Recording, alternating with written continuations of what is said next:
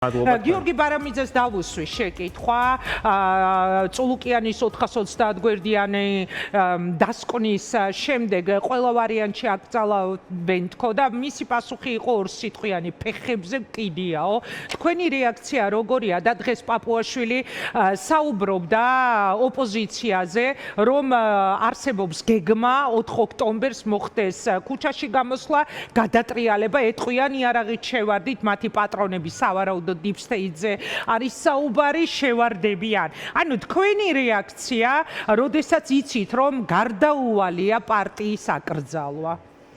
მოგესალმებით. მეც ვიზიარებთ და ჩვენი პარტიის ყველა წევრი, ყველა ვიზიარებთ გიორგი ბარამიძის აი ამ მიდგომას, საერთოდ არ გვაინტერესებს. იმიტომ რომ ნაციონალური მოძრაობა არ არის იურიდიული რეგისტრაცია, ხო? აქ თავარი რაზე ამახვილებენ ყურადღებას, რომ იურიდიულ რეგისტრაციას გავაუქმებთ და იდეას რას უზამენ? აი არ ჯერა, ქართულ ოცნებას არ ჯერა, რომ ნაციონალური მოძრაობა და მისი მხარდამჭერები, რომლებმაც 13 წლის განმავლობაში გაიარეს ჯოჯოხეთი, ახლა გონიათ რომ ამ ხალხს დაამარცხებენ იურიდიული რეგისტრაციით გაუქმებით.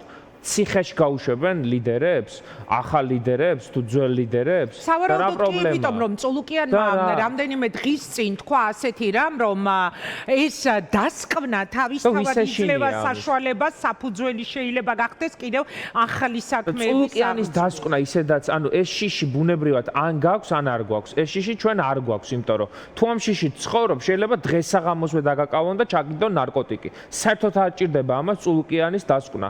უბრალოდ ეს არის ამ დასკვნის მთავარი არსი, ამ 430 გვერდიანი დასკვნის მთავარი არსი არის ის თავი, რომელიც მიეძღვნება 2008 წელს მაშინდელ უმაღლეს მთავარსარდალს და საქართველოს შეიარაღებულ ძალებს. ქართულ ოცნებას არ იყო იმის თავი და შნო, რომ ამ კომისიისთვის დაერქმია 2008 წლის ომის გამოძიების კომისია, დაარქვა ჯერ 2003-2012 წლების გამოძიების კომისია, მერე ამას დაამატა და გაზარდა 2024 წლამდე. სინამდვილეში თავი და თავი თუ რამის დაწერა უნდა, თუ რამის მოთხოვნა აქვს მათი პატრონებისგან რუსეთიდან მიღებული, არის ის, რომ უნდა დაწერონ, რომ დიახ, დიპსტეიტის დავალებით 2008 წელს დაიწყო ომი, რომ მიხეილ სააკაშვილის მიუსაჯონ სამშობლოს ღალატის მუხლით დაიწყო გამოძიება.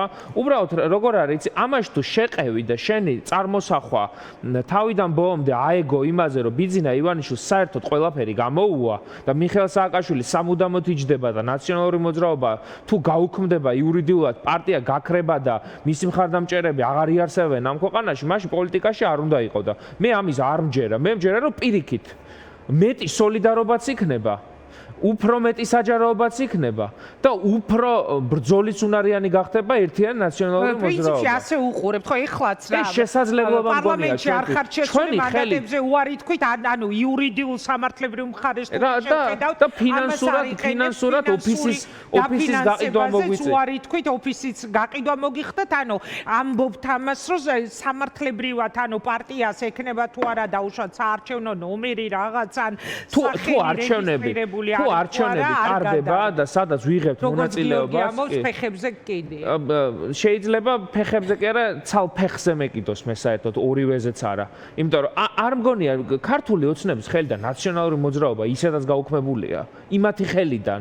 და ეხლა რას გამოაცხადებს სოზარ სუბარი, საერთოდ არ მაინტერესებს. ხო, მაგრამ ლევან უბრალოდ აქ არის ისტორიის, აქ უფრო ღრმა საკითხია, ეს იურიდიული გაუქმება არ გაუქმება, ხო არ არის. მასე შეეძლოთ პირდაპირ საკონსტიტუციო სასამართლოსთვის მიემართათ და გაეუქმებინათ ეს პარტია. რაში ჭირდებათ ეს დასკვნები და თამაში? იმისთვის ჭირდებათ, რომ დიახ, 2003 წლის ვარდების რევოლუცია უნდა გადაწერონ, ისტორიიდან უნდა ამოაგდონ, უნდა დაარქვან სახელმწიფო გადატრიალება. იქ საერთოდ საუბრობდნენ, რომ ეს რუსების ხელით შეიძლება იყოს მოწყობილი, ვინ ამბობს ამას? უბრალოდ ფაქტი არის, რომ 2003 წელს ამ ქვეყანაში მოხდა ხალხის რევოლუცია, ვარდების რევოლუციის სახით და 2012 წელს მოხდა კონტრრევოლუცია. აი ეს არის ფაქტობრივი მოცემულობა. ხო, ეს ხო ძალიან საინტერესო თემა შეეხეთ. ეხლა თქვენ ვარდების რევოლუციის დღე 23 ნოემბერი გადატრიალება. დღეს სოციალურ ქსელში თუ არ ვცდები, გოგი გვახარიას გვერდზე ვნახე. ერთ-ერთი ფოტო იყო, ეს იყო ერთ-ერთი ფოტო. აი როცა გადატრიალებაზე საუბრობენ, მაგალითად სოზარ სუბარი ან პროპაგანდისტები ან ნებისმიერი სხვა ადამიანი და გოგის გვერდზე იდო. თუ გვაქვს საშუალება ეს ფოტო რო ვაჩვენოთ თუ არა და შევეცდები შემდეგ გადაცემაში ვუჩვენო. უბრალოდ მაყურებელს რო შევახსენო, როცა შედის სააკაშვილი ამ თავში ვარდით ხელში, გვერდით სხვებთან ერთად ძალიან ახლოს გვერდით ამ ფოტოში უდგას ვასილ მაღლაფერიძე. აი ზუსტად ეხლა გადის ეს კადრია, აი ვასილ მაღლაფერიძე სააკაშვილის გვერდით. სოზარ სუბარი აი ამ დროს იყო თავისუფლების ინსტიტუტის გიგა ბოკერიას თანაგუნდელი ლევან რამიშვილის და იმ ადამიანების, იმ ახალგაზრდების, რომლებიც მე ამ რევოლუციის შემდეგ უკვე მოვიდნენ ქვეყნის მართლმსადავეებში, ხო და ანუ რისი თქმა მინდა მაშინაც ფარისევლები იყვნენ და ახლა აი ამ ფოტოს რო შევხედე, დღეს რო შევხედე, სხვა შორის მეც არ მახსოვდა, რომ მიუხედავად იმისა, რომ ერთგვარი მემატიანე ვარ აი ამ პერიოდის, რომ ეს ხალხი იყო მათ გვერდით და ეხა გადატრიალება, ანუ ვასილ მაღლაფერიძე კიდევ გარკვევით ჩანს კადრებში უკვე და ანუ გადატრიალებაში თავისივე ხალხი იღებდა მონაწილეობას, ხო, მაგრამ ამ მიმართულებით აღარ მიდიან. ხო, საინტერესო კადრებია. მე ერთი რამის თქმა მინდა, რომ მაშინაც ფარისევლები იყვნენ ეს ადამიანები და გაყიდეს ეს იდეალები და ახლაც ფარისევლები არიან. აი, მარტივი შეკითხვა დავსვათ. ვარდების რევოლუციაზე, სადაც კაცი არ galახულა, ისე მოხდა და მსოფლიოში ერთ-ერთი ყველაზე მშვიდობიანი სახალხო რევოლუცია, რაც კი მომხდარა და ამას ვერ პატიობს ვლადიმერ პუტინი და ვერ პატიობს 2008 წელს, როგორ არ ჩააბარა მიხეილ სააკაშვილმა და ნაციონალურ მოძრაობამ ქართულ ხალხთან ერთად ეს ქვეყანა რუსეთს და თბილისში როგორ არ შემოვიდნენ რუსები, ხო? ეს არის მთავარი დილემა, რის წინაშეც ქართული ოცნება დგას, რომ ეს დაკვეთა აქვს შესაძლებელი, მაგრამ ის ხალხი მაინც ნუ გველაპარაკება რუსთაველის გამზირზე ზარბაზნები რო აქვს ეს ნასროლი. აი მაგალითად გოგა ხაინდრავა, რომელიც მუდმივად მე და ახალგაზრდებს გველაპარაკება, გადატრიალება გინდა, დამხობა გინდათ, რაღაც აი ამაზე ხო გველაპარაკება სულ, რომ აი იარაღი ჟღარუნი მესმის. იარაღი ჟღარუნი კი არა, რუსთაველის გამზირზე ესენი ქონდათ, რა ქვია, ზარბაზნებს ისროდნენ. და ეგრე არ არის, კაცო, არ იშლება ისტორიიდან, არც მისი გამოსვლა არ იშლება იმ ანდროპოვის ყურებთან რო დგას იქ. და პუჩისკენ მოუწოდებს ამ ხალხს სროლისკენ ცხოვრება არ გამითენდება ის დღე არ გათენდება ჩემ ცხოვრებაში ვინმეს რო სროლისკენ მოუწოდო ეს ხალხი ხმას რატოი და რატო არ უნდა იყოს გამოძიებული მაგალითად ეს საკითხი 91-92 წელი იმან დააქცია იცით როგორ არის მე ასე გავყოფ აქ არიან 91-92 წლის სახელმწიფო გადატრიალების თანამონაწილეები და არიან 2003 წლის რევოლუციის მონაწილეები ხო 92 წელს ვინც მიიღო ამაში მონაწილეობა იმ დეკემბერ-იანვარში 30 წლით უკან დახიეს ეს ქვეყანა და 2003 წელს ვინც ვარდების რევოლუცია მოახდინა 30 წლით წინ წაწია ეს ქვეყანა და ხა ამის შედარება არის სამარცხვინო მარაზმი აუცილებლად გასახსენებელია კაცო ამ ვასილ მაღლაფერიძეების სოზარ სუბარების და კიდევ რა ვიცი მე უზარმაზარია ესია რო გავიხსენოთ ხო თავის ხაინდრავები და ყველათი ვინც ვარდების რევოლუციას მხარს უჭერდა ამის მიღმა 2007 წლის 7 ნოემბრის შემდეგაც კი ვიცით რომ ბიძინა ივანიშვილი აფინანსებდა თვითონ სააკაშვილს და მის აი ამ ახალმოსულ ხელისუფლებას და ანუ შესაბამისად როცა ეხა დღეს კოცები გველაპარაკებიან სახელმწიფო გადატრიალებაზე მაშინ უნდა დაბარებული ყოლოდათ ამდენი ხანი იქვე სოზარს უნდა მიტრიალებოდა ქალბატონი წულუკიანი და ეს ვასილი დაებარებინა ბიძინა დაებარებინა თემის არიდების რაღაცა უხეში მცდელობა იმიტომ რომ იციან რა კონოტაცია აქვს ამ სიტყვას იმიტომ რომ 91-92 წლის დეკემბერ-იანვარში დაიქცა ეს ქვეყანა და აი ცდილობენ რომ აი ამაზე აპელირებენ 2003 წელზე აი 23 ნოემბერზე ვინმე გამოიყვანონ და თქვან რომ იმ დღეს საქართველო დაიქცა რომ იმ დღეს საქართველომ უკან დაიხია რომ იმ დღეს საქართველოში საქმე გაფუჭდა აი ყველაზე ბნელი კოცებიც კი ვერ ამბობენ რომ აი ხო არის მითოსი რომ აი პირველი წლები კარგად მიდიოდნენ მერე აი 23 ნოემბრის რევიზირება ეს არის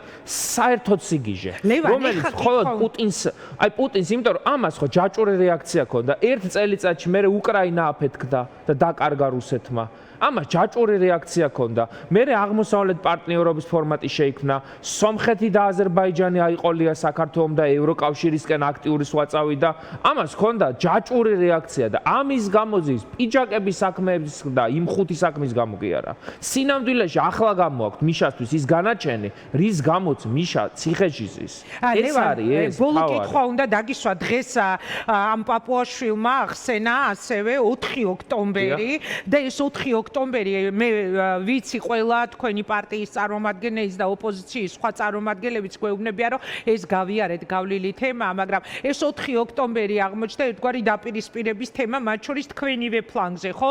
თქვენივე პარტიის თავმჯდომარისგან გაპროტესტება, ელენე ხოშტარიასგან ის ცნობილი სტატუსი.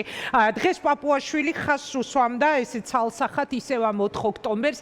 მაშინ მე გავაერთიანებდი ამ კითხვას და ასე დავსვამდი თქვენთან ამ კითხვას. თქვენ ამ 4 ოქტომბერს პაატა ბურჭულაძის და ხაბეიშვილის განცხადებების კვალდაკვალ ემხრობით თუ პირიქით ემხრობით პოზიციას, რომელზეც მაგალითად ელენე ან თინა ბოკუჩავა საუბრობდა და აქვე რომ გამიერთიანოთ პასუხში ეს ჩემი ბოლო კითხვა, როგორ აპირებთ გააკაოთ ოცნება? ანუ აკრძალავენ, გავიგებ ფეხებზე კიდიათ სამართლებრივად იარსებებს იურიდიულად თუ არა პარტია, მაგრამ სადღაც ხომ უნდა გაჩერდეს, იმიტომ რომ სხვა შემთხვევაში მაშინ რა ხდება? ნახეთ, მე ესე ახსნიდი ჩემს თეორიას და შევეცდები, რომ ორივე შეკითხვაზე გიპასუხოთ ერთდროულად. 4 ოქტომბერს არის სამი სახის ქცევა, რომელიც საქართველოს მოქალაქემ შეიძლება განახორციელოს. ერთი არის, რომ დარჩეს სახლში. საერთოდ არ აინტერესებს რა ხდება, დარჩეს სახლში. მეორე არის ქცევა, რომ მივიდეს საარჩევნო უბანთან, უმეტესად ესენი იქნებიან ქოცები და იმ პარტიის წარმომადგენლები, რომლებმაც გადაწყვიტეს ახარიალელოს მხარდამჭერები და ალბათ სხვაებიც. და მესამე და მე მგონია, რომ აი პროდასავლურ ელექტორატში ყველაზე მეტი ადამიანი, რომელ ქცევასაც მიმართავს, არის ქუჩაში გასვლა. მე ის რომ 4 ოქტომბერი ბუნებრივად არის მნიშვნელოვანი თარიღი, ეს არის ფაქტობრივი მოცემულობა. ოღონდ ეს მოცემულობა შექმნა ბიძინა ივანიშვილმა, იმიტომ რომ 4 ოქტომბერს მას სურს ლეგიტიმაციის მიღება. ეს ლეგიტიმაცია ამ კაცს კარგი საქმისთვის არ უნდა. ამ ქვეყნის დაქცევისთვის უნდა. შესაბამისად, აქ მე უბრალოდ დავა რაც არის და მე მგონია რომ ამ თვალსაზრისით ეს დავა ამოწურულია რომ 4-ში მორჩება თუ არ მორჩება ეს ხელისუფლება. კარგია რომ ეს ხელისუფლება მორჩეს 7 აგვისტოს, 31 აგვისტოს, 27 სექტემბერს, 4 ოქტომბერს მორჩება გადასარევია, მაგრამ 4-ში რომ ბუნებრივად არის ბევრად უფრო მნიშვნელოვანი თარიღი ვიდრე მაგალითად ხვალ 6 აგვისტოს, ეს ხო ფაქტობრივი მოცემულობა.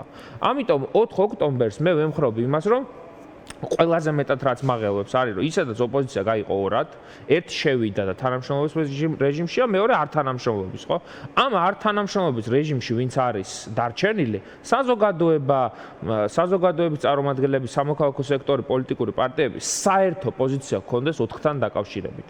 ფაქტია რომ ამ წუთას არის ორი პოზიცია, ერთი არის უფრო მოტივირებელი, რომ 4-ში შესაძლებელია უდიდესი დარტყმა მიიღოს ივანიშვილმა, მეორეც ამას ამბობს, უბრალოდ საბოლოო ჯამში დავა მიდის 4-ში მორჩება თუ არ მორჩება და თავარია რომ 4-ში ვიყოთ კონსოლიდირებული, იმიტომ რომ მე მგონია რომ რევოლუციური ცვლილებების დასაწყისი შესაძლებელია ნამდვილად იყოს 4 ოქტომბერი, იმიტომ რომ 4 ოქტომბრის შემდეგი საქართველო ნამდვილად არ იქნება ისეთი, რაც 4 ოქტომბრამდე იყო და ამას განსაზღვრავს ერთის მხრივ ივანიშვილის ქცევა და ის ეგრეთ წოდებული არჩევნები, სინამდვილეში რუსული სპეცოპერაცია და მეორე, როგორ ვითამაშებთ ოპოზიცია.